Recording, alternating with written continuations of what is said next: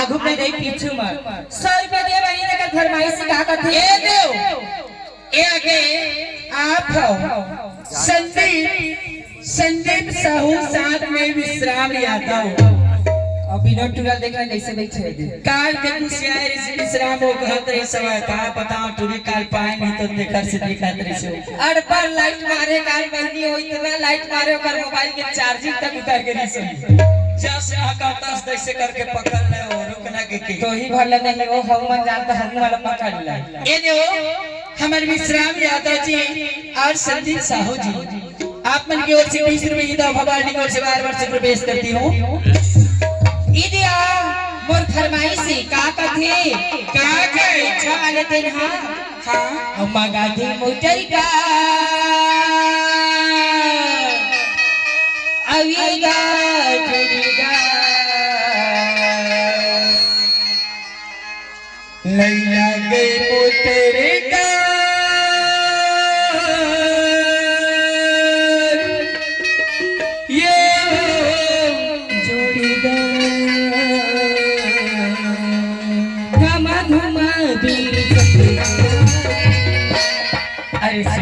अरे बंदाना आज कुछ खाए ऐसे लगता है खा रहे हो सनम बोलिए सनम मधुमु लगता के देते गरीब के सामने के बेटा हो गरीब के सामने के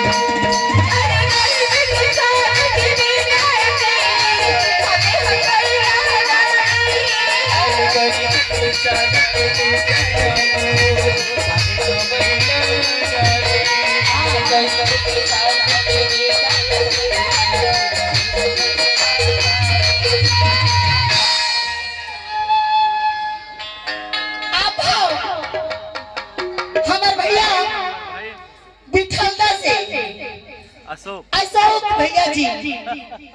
आज तो मोर 50 और 100 फिक्स है हो बिठलदा से आगे हमारे अशोक भैया जी हम दोनों बहन को 50 50 और 50 मोरो अब मोला नहीं कुछ नो ज्यादा आज पसंद नहीं करो कहा थी तोरे बाबा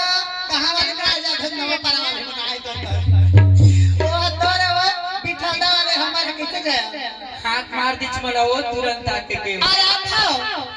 हमारे भाई मेरे प्यारे दोस्त प्रेमलाल जी दिक्कत कमाइए भाटा मिलके धनिया बताल पाओ ए वाले जा खेल भाई के 20 रुपए है ओखर फागुन की धमाओ अभी 13 बजे पूरी पंचमी बस हो है 7 तारीख के 13 में एक पे तिरंगा गुलाल लगवा ले हो कहत रही चल जय ए दे हो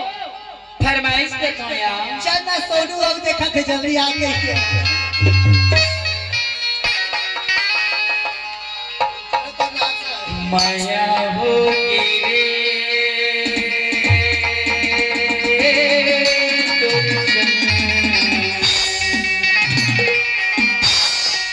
माया होगी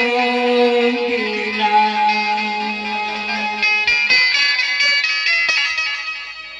पहली नजर मामूला जादू चला के आगो माया के राजा